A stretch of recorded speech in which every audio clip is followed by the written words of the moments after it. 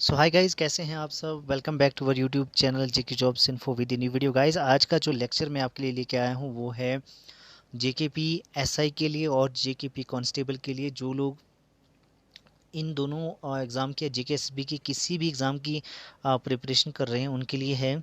इसमें ये जो लेक्चर सीरीज़ मैं लेके आया हूँ ये है केमिस्ट्री की सीरीज़ जो है ये है। इसमें इसमें आपको near by 50 to 60 MCQ shape में मैं आपको जो है क्वेश्चन कराने जा रहा हूँ। एमसीक्यू फॉर्म में है, ठीक है।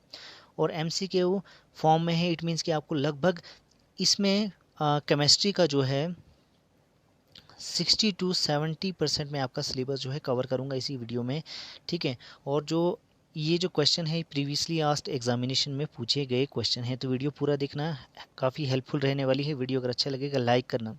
तो चलिए करते हैं शुरू आज का लेक्चर। तो गाइज, ये देख रहे हैं आप अपनी स्क्रीन पे। पहला जो क्वेश्चन है वो है which of the following is the essential element for batteries used in electric car. जो इलेक्ट्रिक कार होती हैं उनमें कौन सा इनमें से एलिमेंट यूज़ किया जाता है। तो गाइज, वीडियो काफ़ी लंबा रहेगा लेकिन काफ़ी हेल्पफुल भी रहने वाला है। तो यहाँ पे मैं आपको बताता चलूँ, इलेक्ट्रिक कार जो होती हैं उनमें जो बैटरीज यूज़ होती हैं उसमें लिथियम का यूज़ किया जाता है, यानी कि पहले क्वेश्चन का आंसर है लिथियम, ठीक है। तो जब भी इलेक्ट्रिक कार की बैटरीज की बात की जाएगी तो लिथियम आपका आंसर रहने वाला है। तो बढ़ते हैं अगले क्वेश्चन की तरफ। The energy required to remove an electron from the outermost shell of an atom in its isolated gaseous state is called, ठीक है। तो जिस एनर्जी का यूज़ किया जाता है इलेक्ट्रॉन को रिमूव करने के लिए एक एटम में से, ठीक है, उसके आउटर शेल में से, तो उसको उसको क्या कहा जाता है, ठीक है। कौन सी एनर्जी यूज़ किया जाता है, उस एनर्जी का क्या नाम होता है। बहुत ही इंपॉर्टेंट क्वेश्चन है guys examination point of view से। तो सेकंड क्वेश्चन का आंसर जो है रहने वाला है आयोनाइजेशन पोटेंशियल, ठीक है। सी इज़ द राइट आंसर। बढ़ते हैं अगले क्वेश्चन की तरफ। तो गाइज, अगला जो क्वेश्चन है which among the following is responsible for depletion of ozone. तो बहुत ही इंपॉर्टेंट है। जेकेपीएसए के एग्ज़ाम में इन्होंने दे रखा है आपका ओजोन लेयर डिप्लीशन भी रहने वाला इंपॉर्टेंट टॉपिक, ठीक है। तो यहाँ पे पूछा गया है कि कौन सी गैस जो है, इजी क्वेश्चन है, कौन सी गैस है जो ओजोन डिप्लीशन करती है, ठीक है। तो यहाँ पे सी आपका आंसर होगा क्लोरोफ्लोरोकार्बन, CFC जिसको कहा जाता है, ठीक है। क्वेश्चन नंबर 4 है what is the common name of analgesic and antipyretic drug, ठीक है, जिसको कहा जाता है एसिटिलिसिलिक एसिड, ठीक है। तो कौन सा ड्रग है, तो यहाँ पे जो एनाल्जेसिक है वो एस्पिरिन है, ठीक है। 4 का आंसर रहने वाला है आपका बी। एस्पिरिन जो है वो किस लिए यूज़ की जाती है, क्वेश्चन आता है कि एस्पिरिन का यूज़ क्या होता है। सबसे पहले आपका पेन रिलीफ देती है एस्पिरिन, ठीक है। आपके स्केलेटन सिस्टम में जो आपकी हड्डियों में पेन होता है तो एस्पिरिन का यूज़ किया जाता है। उसके साथ साथ जो हार्ट के जो लोग होते हैं, ठीक है, उसके लिए भी बहुत ही ज़रूरी होती है एस्पिरिन, ठीक है। बढ़ते हैं नेक्स्ट क्वेश्चन की तरफ। Question number 5 what is the main constituent of LPG. LPG जो गैस होती है उसमें कौन कौन सी गैसेस का यूज़ किया जाता है। एलपीजी की फुल फॉर्म होती है लिक्विफाइड पेट्रोलियम गैस, ठीक है। नोट कर सकते हैं आप इन बातों को।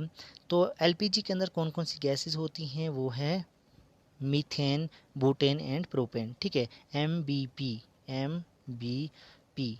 तो एलपीजी में इन तीनों गैसेस का यूज़ किया जाता है, मीथेन, बुटेन एंड प्रोपेन, ठीक है गाइज।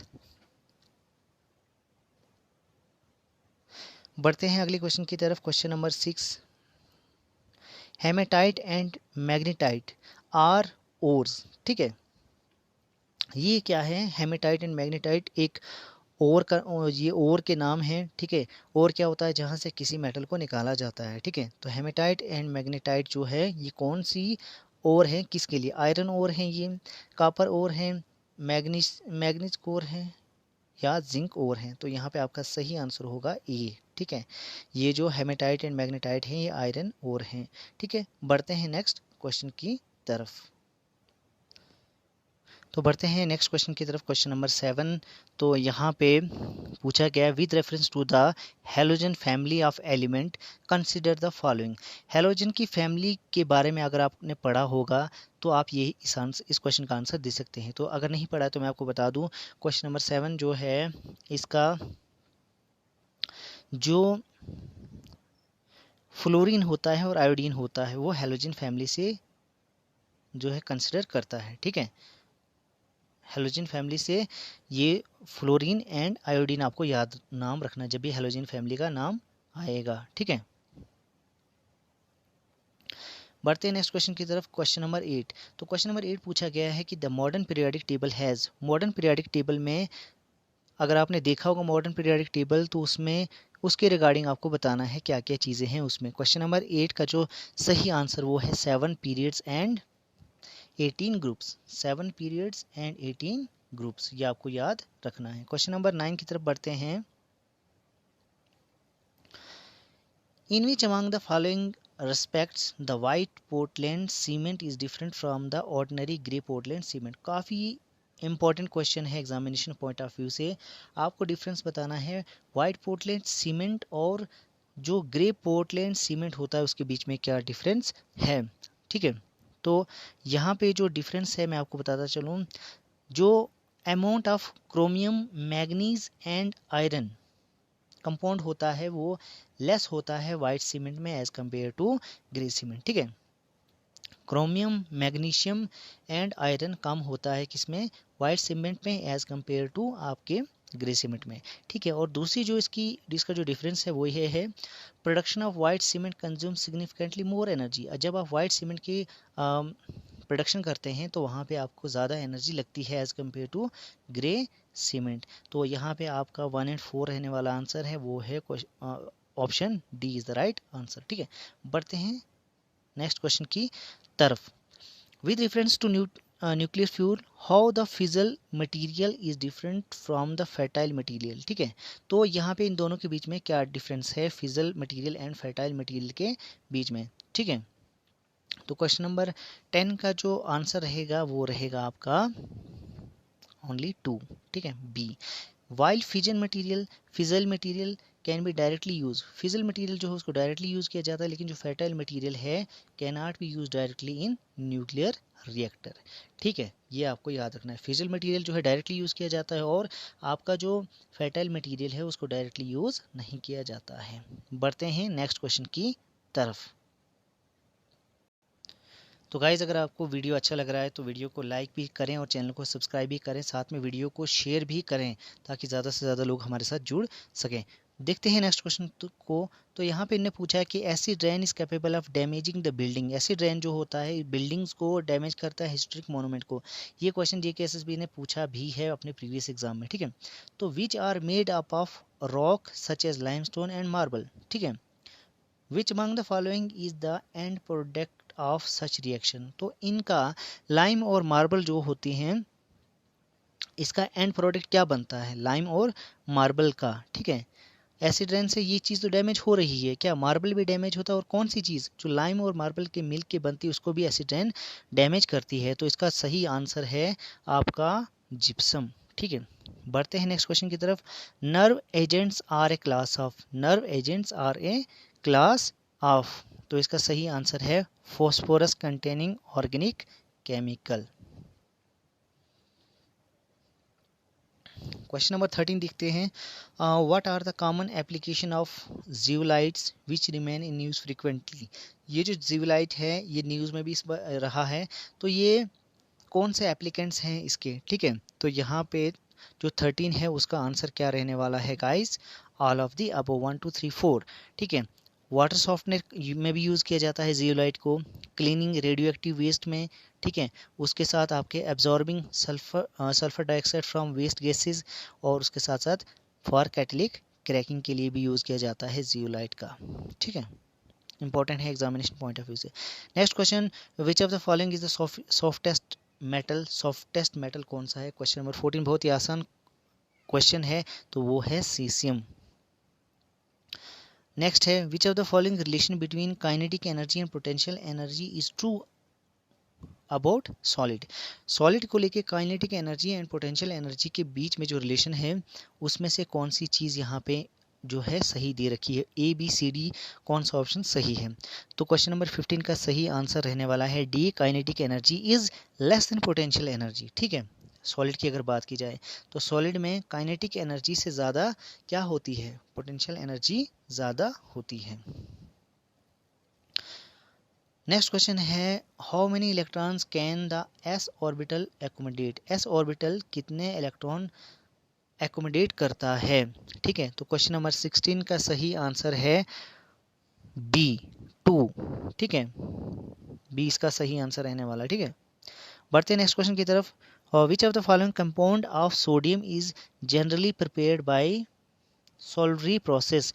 तो इस प्रोसेस की मदद से कौन सा कंपाउंड सोडियम का जो है बनाया जाता है। ठीक है, 17 का सही आंसर है sodium carbonate. Next question what happen to the non metallic character of element in the P block of the periodic table. तो नॉन मेटेलिक जो पी ब्लॉक पीरियोडिक टेबल में होते हैं, ठीक है, जो आपका पीरियोडिक टेबल है ये आपको पूरा पढ़ना है। ठीक है, तो यहाँ पे पी ब्लॉक जो होता है इसका, जिसमें नॉन मेटल होते हैं, उनके साथ क्या होता है वहाँ पे। ठीक है, 18 का क्वेश्चन नंबर 18 का सही आंसर है A, non metallic character decreases down the group. ठीक है, नेक्स्ट क्वेश्चन है चूज द इनकरेक्ट स्टेटमेंट। आपको इनमें से इनकरेक्ट स्टेटमेंट चूज करनी है। 19, तो यहाँ पे जो 19 की जो इनकरेक्ट स्टेटमेंट वो है, इससे पहले मैं आपको बताता चलूँ ये स्टेटमेंट बारी बारी। स्लेक्ट लाइम बहुत ही इंपॉर्टेंट है। Slaked lime is also known as calcium hydroxide. Slaked lime को कैल्शियम हाइड्रोक्साइड भी कहा जाता है। उसके बाद जो स्लेक्ट लाइम की सस्पेंशन होती है उसको मिल्क ऑफ लाइम भी कहते हैं। लेकिन जो सी पार्ट है, सी पार्ट ये जो है गलत है, इसका आंसर सी पार्ट रहने वाला है। क्वेश्चन नंबर 20 देखते हैं। Which of the following the correct about potassium carbonate. Potassium carbonate को लेके कौन सी यहाँ पे स्टेटमेंट जो है सही दे रखी है। तो यहाँ पे मैं आपको बताता चलूँ, जो इसकी सही जो स्टेटमेंट है वो है it is a salt which is white in colour. बिल्कुल ये वाइट कलर का साल्ट है। इससे पहले वाला जो ऑप्शन देख लेते हैं, इसको KCO3 भी कहा जाता है। KCO3 calcium potassium carbonate. ठीक है, के जो है पोटाशियम और CO3 मीन्स कार्बोनेट। ठीक है, तो वाइट कलर का यहाँ पे ये जो साल्ट होता है, it is used in the production of soap. Soap में भी पोटाशियम कार्बोनेट का यूज़ किया जाता है। तो काफ़ी इंपॉर्टेंट क्वेश्चन है, वीडियो को साथ में लाइक करें। और अगला जो है अगले भी क्वेश्चन मैं आपको कराने जाऊँगा। इससे पहले वीडियो अगर अच्छा लग रहा है दोस्तों लाइक करें। और आने वाले टाइम में मैं GK PSI और पुलिस की सारे लेक्चर सीरीज़ आपको देने वाला हूँ। बढ़ते हैं नेक्स्ट क्वेश्चन की तरफ। Question number 21 choose the incorrect statement. आपको इनकरेक्ट स्टेटमेंट बतानी है। इसमें से 21 का इनकरेक्ट स्टेटमेंट आपको बताना है। Epsom salt is an ore containing sodium. कहता है कि एप्सम साल्ट जो है वो ओर कंटेनिंग सोडियम है, यानी कि ओर में मिला हुआ सोडियम है। तो ये गलत है, पहला ही आपका गलत हो गया, यानी कि इसकी इनकरेक्ट स्टेटमेंट आपको यहीं पे मिल गई। दूसरा देख लेते हैं ऑप्शन। ये बताता चलो मैं आपको, एल्युमिनियम जो है कौन सी ओर से निकलता है, ये निकलता है आपके बॉक्साइट से। ठीक है, एस्पिटोस जो है वो आपको कहाँ से मिलता है, कैल्शियम जो है यहाँ से मिलता है। ठीक है, मिलेराइट मिनरल कंटेन निकल, ये भी आपका सही है, यानी कि इसका आंसर हो जाएगा ए। ठीक है, क्वेश्चन नंबर 22 देख लेते हैं। क्वेश्चन नंबर 22 है which of the following is also known as alumina. ठीक है, एल्मोनिया किसको कहा जाता है इसमें से। 22 का सही आंसर आपको बताना है, बहुत ही आसान है। 22 का बी पार्ट जो है Al2O3। ठीक है, इसका जो है ये केमिकल फार्मूला है किसका, एल्मोनिया का। ठीक है, तो यहाँ पे alumina is the common name given to aluminium oxide. ठीक है, it is produce from bauxite. आपको मैंने पहले बताया कि एल्युमिनियम जो है बॉक्साइट से निकाला जाता है, एल्युमिनियम ऑक्साइड भी वहीं से निकलेगा। ठीक है, बढ़ते हैं नेक्स्ट क्वेश्चन की तरफ। क्वेश्चन नंबर 23 क्या कहता है, which of the following is the incorrect statement about various ores. ठीक है, आपको ओर्स पढ़नी है क्योंकि पहले भी ओर्स के ऊपर काफ़ी क्वेश्चन आ चुके हैं। ठीक है, तो यहाँ पे जैसे कि मैंने आपको बताया बॉक्साइट से क्या निकलता है, एल्युमिनियम निकलता है। और दूसरे जो है आयरन कहाँ कहाँ से निकलता है, ये मैंने ऊपर बताया आपको। तो यहाँ पे कौन सी स्टेटमेंट इनकरेक्ट है, ठीक है। क्वेश्चन नंबर 23 का आंसर जो है वो है D part, fluorspar is an ore of potassium, ठीक है। कहता है कि पोटाशियम की जो ओर है वो फ्लोरस्पर है, ये आपका इसका आंसर हो जाएगा, ठीक है। बाकी बढ़ते हैं नेक्स्ट क्वेश्चन की तरफ। 24 विच of the following is not a halide mineral, इनमें से कौन सा हैलाइड मिनरल नहीं है, क्वेश्चन नंबर 24। तो 24 का आंसर जो है देख लेते हैं। क्रायोलाइट ये भी नहीं है इसका आंसर, कैरनालाइट ये भी नहीं है, और कैलामाइट 24 का सी आंसर सही रहने वाला है। बढ़ते हैं नेक्स्ट क्वेश्चन की तरफ। क्वेश्चन नंबर 25, वीडियो को साथ में लाइक करो दोस्तों। क्वेश्चन नंबर 25 कहता है what do we call an ideal body which emit and absorb all frequency, कहता है कि कौन सी इनमें से आइडियल बॉडी है जो सभी तरह की फ्रिक्वेंसी को एब्जॉर्ब कर देती है। Black body, white body, red body या जीरो बॉडी, कौन सी बॉडी है जो सभी तरह की फ्रिक्वेंसीज को ऑब्जर्व कर देती है। तो इसका आंसर क्या है, बहुत ही आसान क्वेश्चन है। 25 का आंसर है ब्लैक बॉडी। ब्लैक बॉडी जो है वो सभी तरह की फ्रिक्वेंसी को क्या कर देता है, एब्जॉर्व कर देता है। क्वेश्चन नंबर 26 क्या कहता है, क्वेश्चन नंबर 26 कहता है which of the following statement is correct about beta decay, beta decay के बारे में कौन सी स्टेटमेंट सही है। क्वेश्चन नंबर 26 का आंसर आपको बताना है। तो क्वेश्चन नंबर 26 का आंसर जो है वो है B, in beta decay mass number decreases by 2, ठीक है। बीटा डीके में क्या होता है, मास नंबर 2 से क्या हो जाता है, कम हो जाता है, डिक्रीज हो जाता है, ठीक है। क्वेश्चन नंबर 27 देख लेते हैं। What do we call the ratio of number of fission produced by a given generation of neutrons to the number of fission of the preceding generation. तो यहाँ पे आपका आंसर आपको दे दिया है, मल्टीप्लिकेशन फैक्टर से ये चीज़ होती है, ठीक है। बढ़ते हैं क्वेश्चन नंबर 28 की तरफ। What do we call the reaction in which there is exchange of ion between the reactants? ऐसा प्रोसेस बताओ जिसमें आयन को जो है एक्सचेंज किया जाता है, ठीक है, आयन को एक्सचेंज किया जाता है। तो क्वेश्चन नंबर 28 का आंसर है आपका ए, डबल डिस्प्लेसमेंट रिएक्शन, ठीक है। आयन को डिस्प्लेस किया जाता है यहाँ से और यहाँ से यहाँ, ठीक है। डिस्प्लेस मीन्स एक चीज़ को दूसरी जगह डिस्प्लेस कर देना, ठीक है। Question number 29 who gave the law of octaves for arrangement of element, किसने दिया था ये octaves for arrangement of element, किसने दिया है। तो क्वेश्चन नंबर 29 का आंसर है C, John Alexander Newlands. Question number 30 है in which of the following pair is the repulsion greatest as per the VSEPR theory, VSEPR theory के according कौन सा इनमें से पेयर है जो क्या कह रहा है, रिपल्शन ग्रेटेस्ट, ठीक है, ग्रेटेस्ट रिपल्शन के बारे में कह रहा है, ठीक है, VSEPR थ्योरी, ठीक है। तो 30 का आंसर जो रहने वाला है वो है ए, ठीक है, आयन पेयर, ठीक है, ए इसका आंसर रहने वाला है। तो वीडियो अगर अच्छा लग रहा है दोस्तों, ये काफ़ी इंपॉर्टेंट क्वेश्चन है जो प्रीवियसली आस्क्ड एग्जामिनेशन में पूछे गए हैं, और काफ़ी मेहनत करने के बाद आपको ये जो मैं वीडियो जो है आपके लिए बना रहा हूँ।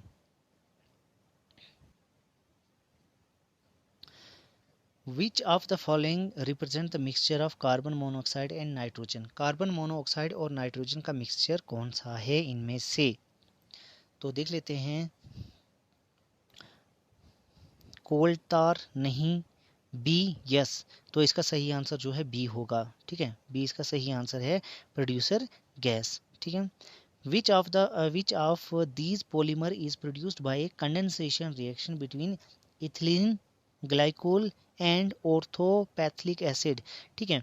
तो कौन सा पॉलीमर जो है यहाँ से प्रोड्यूस किया जाता है, किसको कंडेंसेट करने के बाद, कंडेंसेट रिएक्शन बिटवीन एथिलीन और ऑर्थोपैथिक एसिड के बीच में, जब इनको कंडेंसेट किया जाता है तो तब कौन सा पॉलीमर बनता है।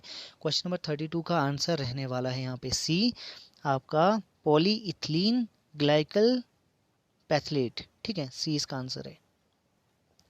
बढ़ते हैं नेक्स्ट क्वेश्चन की तरफ। Which of these is a biodegradable polymer, इनमें से कौन सा बायोडिग्रेडेबल पॉलीमर है, ठीक है, ABCD कौन सा ऑप्शन है इसमें से बायोडिग्रेडेबल पॉलीमर। काफ़ी इजी क्वेश्चन है, आप इसको आसानी से कर सकते हो। 33 जिन्होंने पढ़ा है इजी है, नहीं पता तो मैं बता देता हूँ। 33 का आंसर जो है वो है D, all of the above. ठीक है, PLA PCL PGA। ठीक है, बढ़ते हैं नेक्स्ट क्वेश्चन की तरफ। क्वेश्चन नंबर 34 कहता है which of this polymer is use for controlled drug release in the body. ठीक है, कौन सा पॉलीमर जो है ये कंट्रोल जो ड्रग होता है उसको रिलीज करता है बॉडी में। ठीक है, यूजफुल होता है उसके लिए। ठीक है, तो यहाँ पे 34 का आंसर जो है रहने वाला है बी, PHBV। ठीक है, इसी तरह के क्वेश्चन आपको एग्जामिनेशन में देखने को मिलेंगे गाइज। क्वेश्चन नंबर 35 देख लेते हैं। Which of the following metal is involved in the anodization process. Anodization process में कौन सा मेटल इनमें से यूज़ किया जाता है। आपको अगर आप आर्ट्स बैकग्राउंड से हैं तो अगर आपको नहीं पता लगता तो आप ये याद रखिए एनोडाइजेशन प्रोसेस में कौन सा इनमें से मेटल यूज़ किया जाता है, तो वो किया जाता है 35 का आंसर जो है आपका ए, एल्युमिनियम। एल्युमिनियम जो है उसको एनोडाइजेशन प्रोसेस में यूज़ किया जाता है। और एल्युमिनियम की और क्या है, बॉक्साइट है, ये मैंने अभी आपको ऊपर बताया है। ठीक है, आपको सब की ओर जो है याद रखनी है। Question number 36 which of the following metal is the major constituent of powder alloy. कौन से मेटल में पाउडर एलो ज़्यादा होता है। ठीक है, क्वेश्चन नंबर 36 का आंसर है आपका ए, टिन। ठीक है, टिन इसका सही आंसर है, answer A is the right answer. ठीक है, which of these is the only metal that is liquid at ordinary room temperature and pressure। कौन सा इनमें से मेटल जो है वो लिक्विड बन जाता है ऑर्डिनरी रूम टेम्परेचर और प्रेशर डालने पर। ठीक है, थोड़ा सा भी इसको आप हीट करोगे तो वो क्या हो जाएगा, वो इनमें से मेटल वो है क्या हो जाएगा, लिक्विड बनना शुरू हो जाएगा। तो 37 का आंसर जो है वो है सी, मरकरी। ये बहुत बार आपने एग्जामिनेशन में भी देखा होगा। Question number 38 which of these non metal are present in gun powder. कौन सा इनमें से नॉन मेटल जो है वो गन पाउडर में प्रेजेंट होता है। तो गाइस 38 का आंसर आपको बताना है। तो यहाँ मैं आपको बता दूं, जो गन पाउडर होता है इसमें आपका सल्फर होता है, कार्बन होता है और नाइट्रोजन, ये तीनों होते हैं। ठीक है, गन पाउडर में। बहुत इंपॉर्टेंट क्वेश्चन है। क्वेश्चन नंबर 39 को देख लेते हैं। Which of these salt is responsible for the hardness of water. कौन सा इनमें से सब्सटेंस जो है वो पानी में ऐड किया जाता है, क्यों, इनमें से कौन सा सॉल्ट है सॉरी जिस जो रिस्पॉन्सिबल होता है हार्डनेस ऑफ वाटर के लिए। ठीक है, इंपॉर्टेंट क्वेश्चन है ये भी। 39 का आपको आंसर बताता चलूँ मैं, वो है D, both A and B, आपका कैल्शियम एंड मैग्नीशियम। कैल्शियम और मैग्नीशियम दोनों पानी को हार्डनेस के लिए इंपॉर्टेंट होते हैं। ठीक है, question number 40 which of the following salt of long chain carboxylic acid are the detergents commonly made up of. ठीक है, तो कौन सा इनमें से सॉल्ट जो है लॉन्ग चेन कार्बोलिक एसिड है, are the detergent commonly made up of, कौन सा इनमें से कौन सी चीज़ है इस प्रोसेस के लिए रिस्पॉन्सिबल। ठीक है, तो 40 का आंसर है ए, अमोनियम एंड सल्फेट। तो वीडियो अगर अच्छा लग रहा है दोस्तों लाइक करते बने।